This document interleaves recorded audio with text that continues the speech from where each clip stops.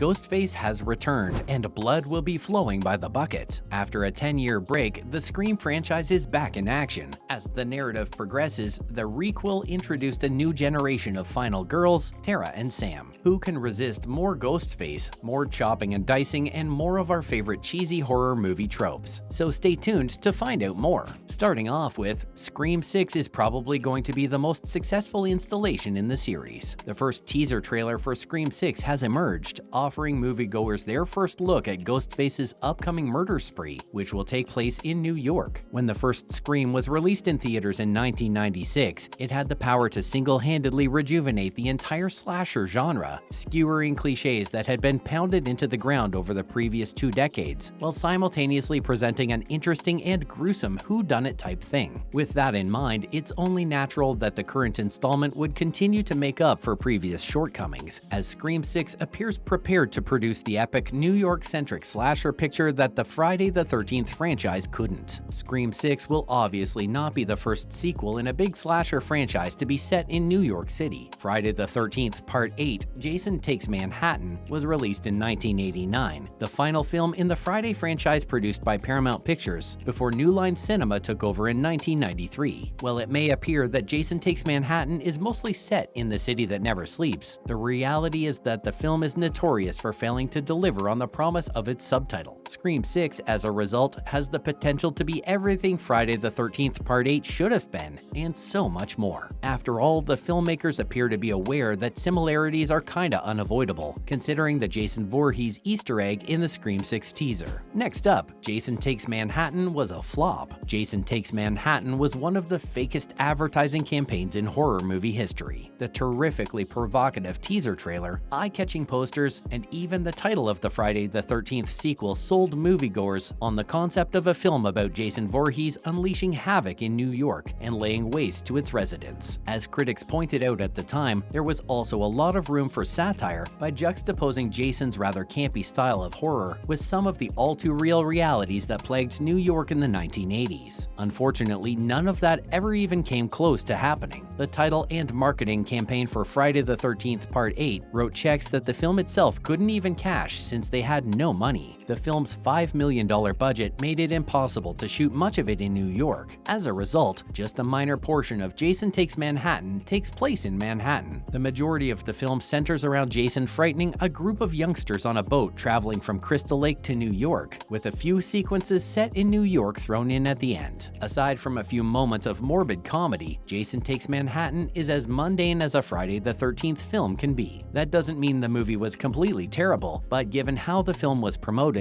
we were all expecting something completely different. At the end of the day, Jason Takes Manhattan is probably certainly the most underwhelming film in the Friday the 13th franchise. Coming up, Scream 6 holds the franchise future in its palms. Meanwhile, Scream 6 appears to be able to make the most of its New York locale. The synopsis for the movie states that it will begin and end in New York City, unlike its predecessor, and based on the teaser video and poster, the film will focus on the uncaring nature of the concrete jungle rather than the gloss and glamour of the metropolis, as Jason Takes Manhattan attempted to achieve with its marketing. So expect something like American Psycho, but with Jason Voorhees. Ghostface pursuing his targets through a crowded subway car full of other murderous killers is a terrifying image that feels like a nightmare. And what this does is that it's finally bringing the franchise to the 21st century, while paying homage to Scream 2's classic opening scene. With the Hollywood set Scream 3, the franchise has time after time demonstrated that it can be set in urban environments without losing its horror qualities. It also appears like Scream 6 is in capable hands. With 2022's Scream, writers James Vanderbilt and Guy Busick proved to be worthy heirs to Kevin Williamson, as did filmmakers Matt Bettinelli-Olpin and Tyler Gillette to the late Wes Craven. Following, what else can Scream be doing right? The film's budget should not limit its idea. While the budget for Scream 6 has yet to be announced, when adjusted for inflation, it was already twice that of Jason Takes Manhattan. Given the popularity popularity of Scream 5, it stands to reason that the studio would give the filmmakers even more money to experiment with. Simply put, all indications point to Scream 6 not only continuing its own franchise's unbroken streak of good films, as Scream 3 was just fantastic, but also setting an example for the Friday the 13th franchise on how to properly make a New York set slasher picture. It's strange, given that Friday the 13th Part 6, Jason Lives, perhaps the best picture in the Friday trilogy, inspired Scream in the first place.